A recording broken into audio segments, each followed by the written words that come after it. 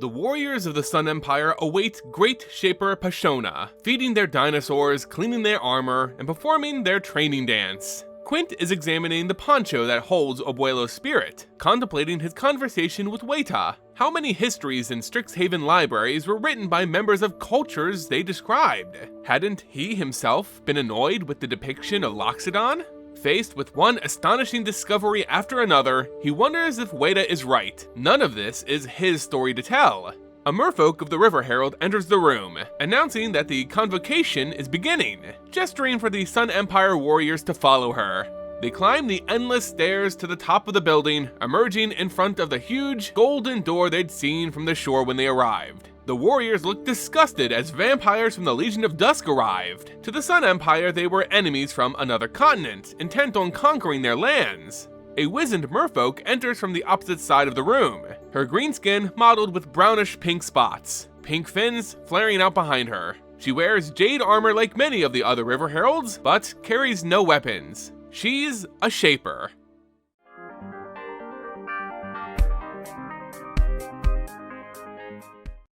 Hey everyone, and welcome back to the Aether Hub. I'm Simon, bringing you more Magic the Gathering lore. Today we continue the story of Caverns of Ixalan with Chapter 4. I know, it's been a bit since we visited this story, and I apologize. I've been working on a few other projects, but also wanted to make sure I made time to come back and finish this story for those who are waiting on it. Just to let you know, I'm working on a massive video right now covering everything about Cavern of Ixalan's story and the history of Ixalan itself. It's going to be huge, and that's partially to blame for this delay in videos. But believe me, when that drops, you won't be disappointed. But for now, let's continue with the main story found in Caverns of Ixalan with Chapter 4 written by Valerie Valdez. Great Shaper Pashona and Hautli bow a greeting to each other. Then, to Quint's surprise, the Shaper turns to him. She asks why he's here, and he explains he's helping the Sun Empire with some research, but that he's also on his own quest for knowledge. When she asks what he intends to do with this knowledge, Quint wonders if the Shaper can read his mind. He isn't sure what he intends to do with his discoveries, but nothing bad, he assures her. Shaper Pashona also asks Hautli what her intentions are. Hautli tells her they seek a portal that leads to a place of historical importance for the Sun Empire. The Shaper finally turns towards one of the vampires carrying a lance and asks them the same question. The vampire, who introduces himself as Vito, says that their business is none of her concern, and that they must be released at once. Inti, Hautli's cousin, straightens his shoulders to look even taller than he already was, and insists that these invaders should be imprisoned. Another Sun Empire warrior, Capirochi, adds that maybe they should be killed, and Quint was surprised to see Hautli nodding in agreement. Shaper Pashona said they were all invaders. The River Heralds helped them all so they could learn their purpose, but they could also throw everyone back into the sea and let the spirits decide their fates. Vito insists that the merfolk cannot stop the vampire's holy mission, and Inti points out that if the River Heralds killed them, it would be declaring war with the Sun Empire. The merfolk's fins ripple as she steps forward, reminding them that they were assuming that their people would find the River Heralds down here. Hands from all sides reach for weapons, until Hautli stops them. She says that the Sun Empire and the River Heralds both seek to open the door, so they should work together. Shaper Pashona wonders what help they could offer, and Hautli tells her how they were able to translate the glyphs on the door in Orazca, indicating they could do the same here. It might have been wrong to remind the River Heralds that the Sun Empire took Orazca from them long ago, during a time when the merfolk were the dominant denizens of this continent. Trying for diplomacy, Hautli says that the one who dies making no mistakes never lived. They all fought together to defend their homes from New Phyrexia. They could use this chance to build a lasting peace between them. Another vampire steps forward, speaking for his Queen Meralda, who might be interested in such negotiations. Vito snaps at him. Obviously, these two have a difference in opinion. Shaper Pashona allows Hautli and Quint to proceed, stepping out of the way for them to examine the door. There are no removable tablets, and the glyphs are in a different dialect from the ones on the door in Orazca. Next to the door there is a tiered box embedded into the wall. To what purpose? No one can guess. Quint pulls out the poncho, warning everyone not to panic when he summons the ghost. Quint casts the spell to summon Abuelo, and the poncho glows a familiar pink, resolving into the teal figure of the old man. Abuelo peers at the crowd. Then, at the door, excitingly exclaiming that they made it to mtglci. He says they must get inside to warn the Oltec about the Mycotyrant, but he himself can't remember how to open the door. Hautli leads him to the box next to the door, and he remembers that there's a key. He mutters that Abuela always kept it in her quipu, and guessing what a quipu is, Quint produces the artifact they found along with the poncho. Abuelo recognizes the belt-like cord fastened with lengths of knotted string and beads. He sifts through the strings and finds the key to the golden door. He instructs Hautli to open a drawer of the box, which holds a collection of gemstones in assorted colors. Abuelo tells them to put the green and yellow stones in specific places in the box. Lastly, the pink ones, which Abuelo called cosmium, that caused all of them to flicker. He steps away, explaining that cosmium can sometimes affect echoes like himself in strange ways. Abuelo flickers again, moving his mouth to tell them where to put the pink stones, but no words came out. Hautli stares at the pattern, realizing she recognizes it. She puts the cosmium at the center, creating a shape like a serpent. As soon as she laid the last bead, the box started glowing, the pinkish gleam spreading to the door and its glyphs. Light bursts through a crack in the seam, and the portal swings open with a rush of fresh air. Hautli leads the way, her warriors flanking her, stepping into a broad tunnel wide enough to fit a dozen people. The passage slopes sharply downward. Everyone feels a dizzying sense that everything around them is shifting. Quint thinks it feels a lot like planeswalking. They reach a wide circle of stones like a well. Hautli stands at the edge in awe. Everyone crowds around to see the impossible, a circle of sky dotted with clouds. Did the tunnel lead them back to the surface? No, it had been sloping downwards this whole time. Shadows appear on the edge of the opening, people craning their necks over the edge of the well, looking down at them.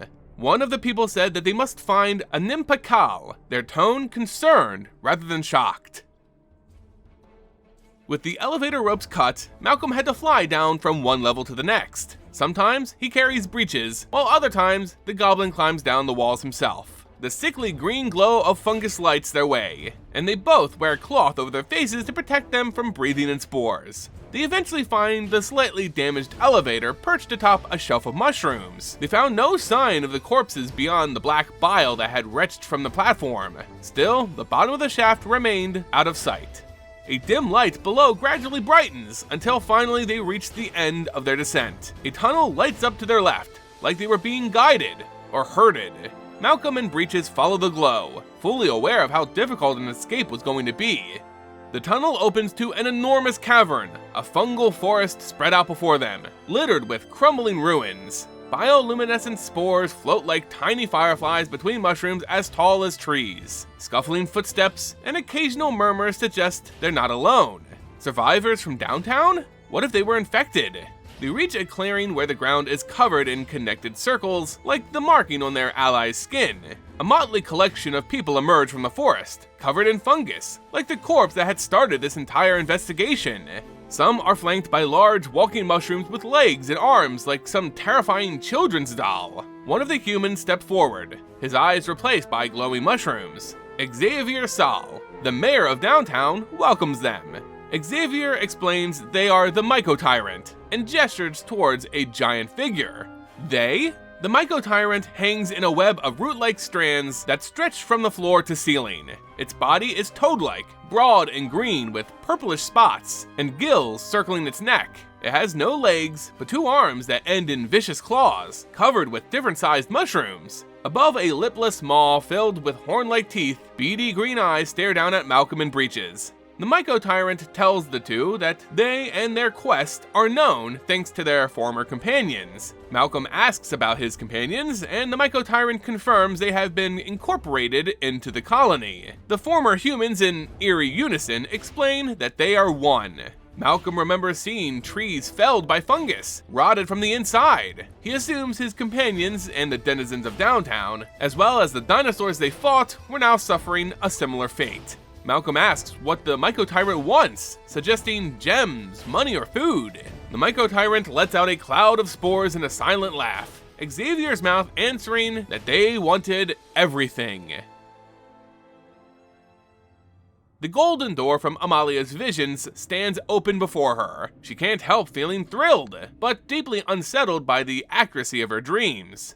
She and Kellen follow the masses through the tunnel, stepping through the portal into a vibrant grassland. They could see strange, long-necked, furry creatures roam, and birds soaring through the air. Instead of the land disappearing in the horizon, it curved upward like they were inside an enormous globe. A strange sun hovers, so close Amalia thinks she can reach it if she possessed the power of flight. It illuminates most of the land, while metal pieces float around it, casting shadows in some places. A tail of metal shards follow it, glowing a faint pink, just like Amalia had foreseen. To their left, a pyramid rose several stories high, a spiked disc at the top, similar to those of the Sun Empire. People pour out of the surrounding buildings wearing ponchos and kipu, wielding pink-bladed weapons. Among them, metal creatures waddled about, each with a single eye glowing all colors imaginable. Floating spirits join them, some human, some more animal-like, or even half-formed wisps of teal fog. Amalia squints to see black dots in the air forming an arrow shape and approaching. They are warriors, riding on the backs of giant bats, who wore armor like the Sun Empire's dinosaurs.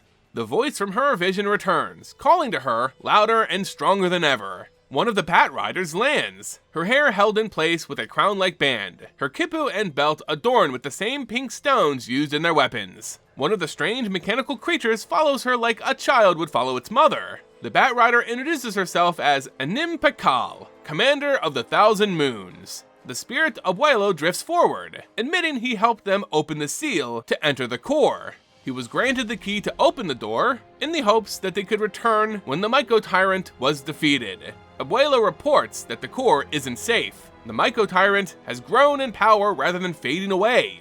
Anim accuses him of bringing ruin to the Oltec people by opening the door. Abuelo argues that ruin would have found them asleep in their beds, but now they could at least prepare themselves.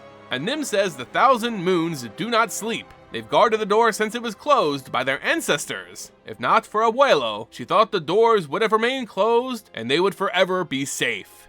Hautli steps forward to defend their guide, promising they would have found a way in eventually. The people of Ixalan have been digging deeper into the earth for a long time.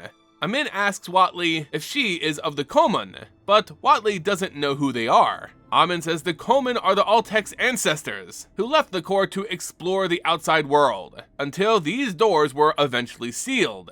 Quint offers the possibility that they made it to the surface, which would explain the similarities between their glyphs and the ones belonging to the Sun Empire. If the Sun Empire originated from the people here, what would that make this place? That would explain why the search for their god, or the origin of the people in Ixalan, led everyone here. Inti bows, pledging the strength of the Sun Empire in exchange for hospitality. Anim realizes he hadn't been introduced to Vito, who only inclines his head coldly. His companion intercedes, telling her that they're explorers from the Queen's Bay Company. One of the Sun Empire soldiers shouts that they are vampires, and Animpakal's demeanor changes immediately. Magic arcs between her fingers, forming a shield between her and Vito. The Oltec surrounded the Legion members, drawing weapons and readying their magic. Amin orders them to be imprisoned, coldly stating that the worshippers of the Great Betrayer are not welcome here.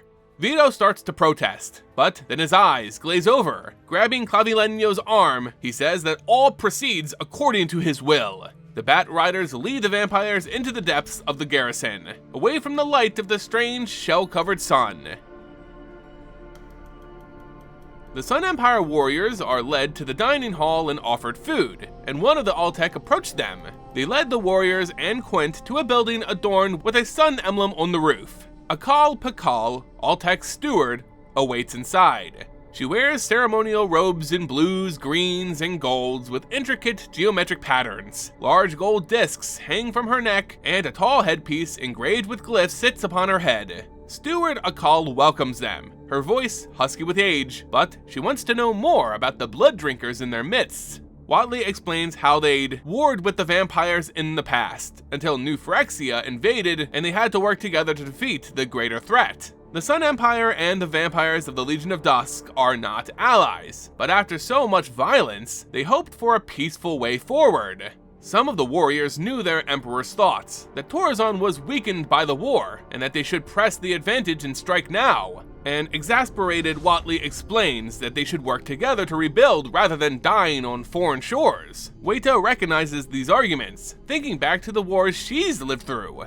Some commanders were more careful than others, some more thirsty for glory and power. The latter were eager to expend their warriors' lives from the safety of their well-stocked bunkers. Those who gained power through violence didn't give it up easily, using it to exploit the powerless and increase their own influence. Standing apart from the others, Quint speaks to Abuelo and takes notes. He realizes Abuelo is bound to the poncho that he used to summon him. Abuelo is happy to appear so clearly. Some echoes are only wisps, some monsters changed by their binding. Quint holds up the Kipu, asking if there's a spirit bound to it as well. Abuelo hopes so. It belonged to Abuela, his wife. He thinks about her wistfully, remembering how she could make anything grow. Quint spreads out the Kipu, ready to try to summon Abuela. The fungus-infested residents of downtown surrounded Malcolm, none of them breathing.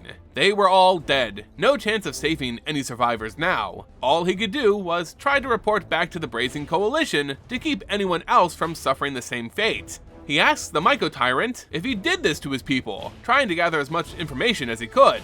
The mayor answers, saying Malcolm's people dug through stone and ore and veins of shining crystal until they found this place. The Mycotyrant wanted to know more, and in them joining is the same as asking.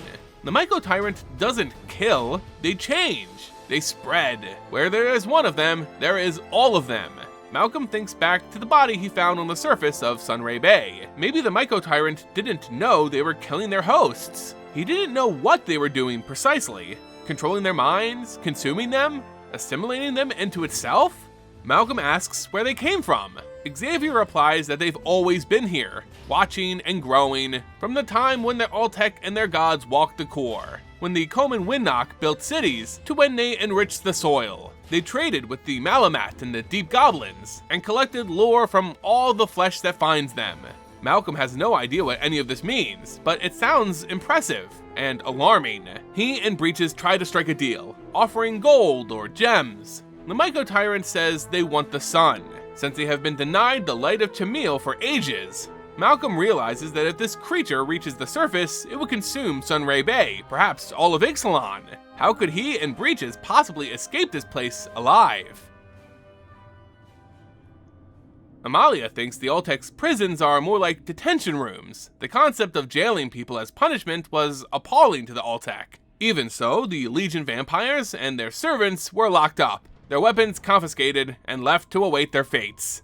Amalia and Kellen are confined together in one room. Amalia's map hadn't been taken, so she now uses her blood magic to explore the area by filling it in on the pages. Vito's voice rises from another room, saying that the words of the venerable Tarian have guided him here, promising they would be redeemed. Kellen asks about vampires. All he knows is that they murder innocent people and drink their blood, not necessarily in that order. Amalia explains that the church preaches that they must drink from criminals or evil people, and to use the power of blood to help others. Kellen wonders who decides who's a criminal. Right now, they were considered criminals. Righteously, Amalia answers that justice will be served. She never considered if the prisoners in the dungeons of Torazon were innocent. The church wouldn't allow that, would they? Vito continues to roar from his prison, preaching that theirs is the promise of eternity, baptized in blood and sanctified by Aklazats, who waits for them here.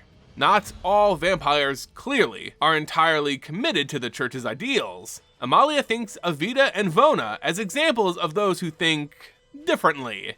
Wanting to change the subject, she asks Kellen why he would leave his home. Kellen explains that he's searching for his father, one who he had never met. He needed to know more about himself, to understand who he is. Whether he finds his father or not, he would learn a great deal about himself by the end of this quest. Kellen chuckles, already sure he knows he's tired of being rescued and imprisoned over and over.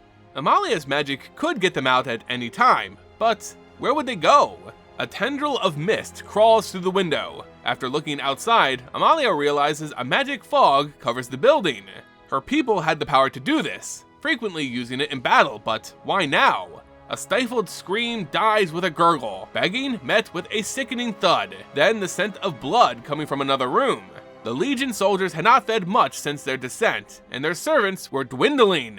The usual rules and traditions of the church might not stop those who are already prepared to commit atrocities in the name of a god. Vito calls for the vampires to follow him, for now they will reclaim their power. His words are punctuated with splintering wood the Oltec guards lost in the mist cannot hear. It is up to Amalia, if something were to happen to the rest of the righteous vampires, that she must tell Queen Meralda what has happened here. Amalia swears to it as the door from their prison is torn from its hinges. Vito enters, eyes blazing in religious fervor, a crimson handprint smeared down the front of his armor. He says that Ixalan demands a sacrifice. While Vito looks at Kellen with bloodthirst, Bartolome, one of the last of Amalia's more righteous companions, leaps at Vito while Amalia hovers her quill over the map. Claws and fangs bared, Bartolome and Vito grapple in the doorway, blocking the other Legion members from intervening. Kellen pulls out his wooden hilts, gold light bursting as they form into a pair of swords. Vito locks an arm around Bartolome's head and twists, a terrible snap echoing through the room. He lets Bartolome's body fall to the ground with undisguised contempt. Amalia stifles a sob, steadying her shaking hand, swiping with her quill to erase a line on the edge of the building. The wall behind her vanishes. Mist rolls in, only Kellen is visible due to his glowing swords. Amalia grabs his arms as the light disappears into his hilts, and they flee out into the gloom. And there you guys go, Chapter 4 of Caverns of Ixalan's story. We're getting into the real crux of the story now, with the various factions of Ixalan finally breaking through into the core of the plane and finding a whole other world within. The Oltec are introduced as the ancient progenitors of the Sun Empire, who also seem to hate the vampires. It seems their bat god may have caused some issues for them in the past, but still Vito's holy mission remains resolute, as he murders his way to Ixalan. And that's going to do it for today's video, guys. I want to thank you all so much for watching, and remember, you can help support our content by leaving this video a like, sharing it with friends, and becoming a subscriber. And until next time, guys, see ya!